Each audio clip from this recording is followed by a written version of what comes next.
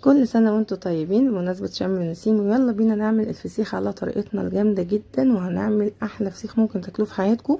قبل ما نبدأ الفيديو متنسوش تعملوا لايك واشتراك للقناة وتعملوا لي كومنت حلو كده زيكم، ويلا بينا نشوف عملنا ايه.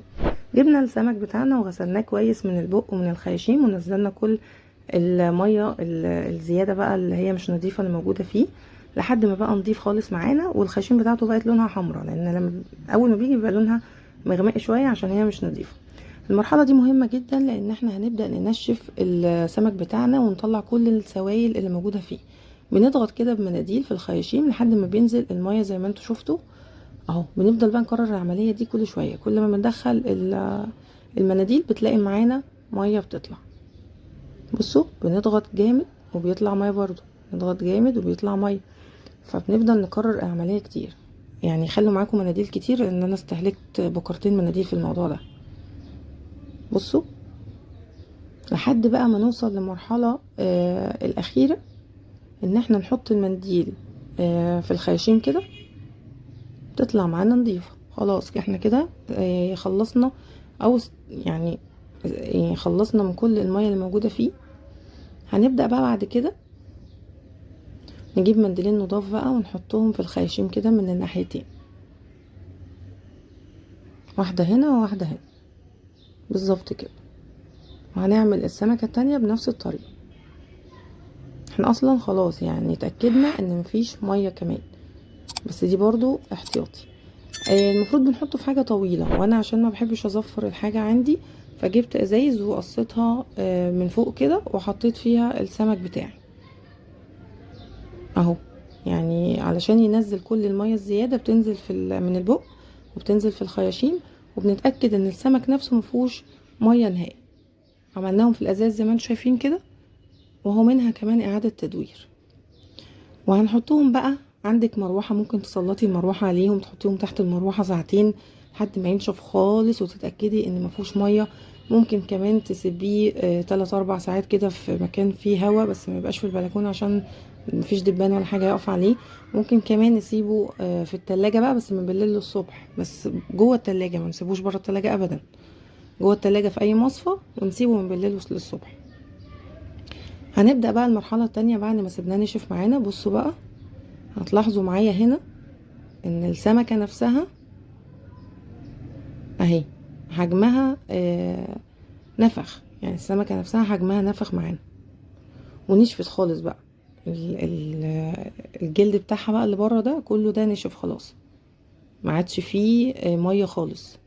هنبدأ بقى المرحلة اللي بعد كده، هنحضر ادوات التخليل بتاعتنا. هنجيب طبق وهنجيب مع يعني دي كوباية من الملح الخشن، هنحط عليهم ربع كوباية من الشطة،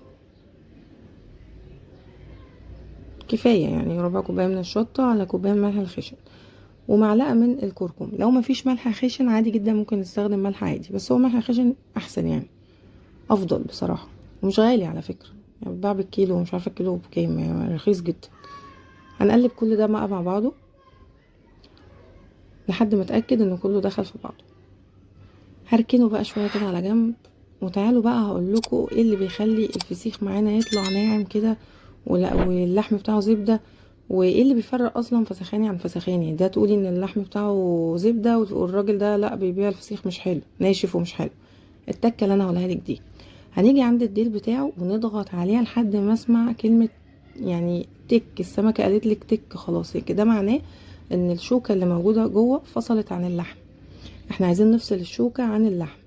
وهبدأ اتحرك كده في السمكية بالراحة خالص، خلي بالك عشان البطن ما تفتحش معانا اهو. بندحرجها يمين وشمال واعمل لها تدليك على اللحم بتاعها زي ما انتوا شايفين كده بصوابعي. دلعوها يا جماعة، دلعوا السمكية، هتديكوا احلى لحم في الدنيا. لازم تدوا كل حاجة حقها علشان هي كمان تديلك حقك. عملنا الاتنين بنفس الطريقة اللي احنا قلنا عليهم اهو. وهنبدأ بقى نجيب الملح بتاعنا، هحط فيهم اول سمكة معايا اهو. يعني يفضل ان احنا نجيب طبق طويل او حاجة طويلة عشان تاخد السمك عشان ما تدوخكيش. هنبدأ بقى نحط الملح بتاعنا اهو على الجسم بتاع السمكة. هنمشيه بالعكس، يعني نشوف الشوك بتاعها ماشي ازاي واحنا بنمشي عكسه. اهو بنمشي عكسه وبندخل الملح فيه، وعلى الجنب التاني نفس الوضع برضو بالظبط كده. هنيجي بعد الخياشيم هندخل فيها الملح ونتأكد ان احنا دخلناه كويس جدا، ودي اهم حاجة لان الملح ده هو اللي هيسوي السمكة، هيخلي الملح يسرح في جسم السمكة بعد كده، هو ده اللي هيسويها لك بقى، هيخليها لك طعمها جميل جدا. وهنيجي عند البق برضو ونحشيه كده. خلاص خلصنا اول واحدة، وتاني واحدة عملناها برضو بنفس الطريقة. هنجيب كيسة بقى وهنحط فيها شوية من الملح اللي موجود تحت ده،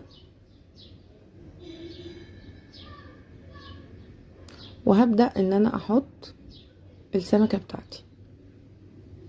دي بقى خطوة مهمة جدا برضو. هنضغط من تحت لفوق، يعني بنلف الكيسة من تحت لفوق عشان نخرج اي هواء موجود.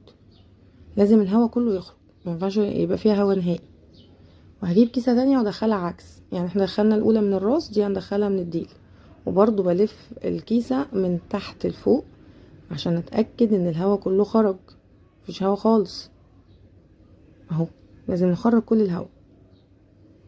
وهنجيب كيسة تانية برضو وندخلها من عند الراس تاني، وهكذا. بس كده تمام. هنسيبها شوية وهنعمل التانية بنفس الطريقة. كده اتأكدنا ان مفيش هوا خالص، احنا كده خرجنا كل الهوا اللي موجود. عملنا الاتنين اهم زي ما انتوا شايفين. هنجيب كيسة كبيرة بقى وهبدأ ان انا احط السمكتين مع بعض اهو. طبعا لو عاملين كمية كبيرة نفس الطريقة بالظبط، كل سمكة بعملها لوحدها، وبندي كل حاجة حقها عشان تديك حقك في الاخر، يعني نتعب عشان نلاقي. لفينا بقى الكيسة عليهم كده، وهجيب كيسة كمان، كذا كيسة بقى، يعني عيش حياتك كذا كيسة بقى عشان نتأكد ان احنا خلاص عملنا له عتمة جوه، مفيش بقى لا نور ولا مية ولا كهرباء ولا اي حاجة خالص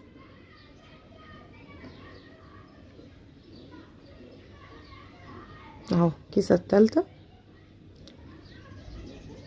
وبرضو بنخرج اي هوا موجود فيها، وبنلف من تحت لفوق عشان اتأكد ان الهوا كله خرج تمام. دي بقى هنربطها كويس. عندك بقى بطرمان بالطول ممكن نحطه فيه ونقفل كويس، عندنا علبة بلاستيك بغطا ممكن نحطهم فيه ونقفل كويس، ويعني كل يومين ولا حاجة بنقلبه مع الجنب التاني. واستنوا بارت 2 وان شاء الله يعجبكم.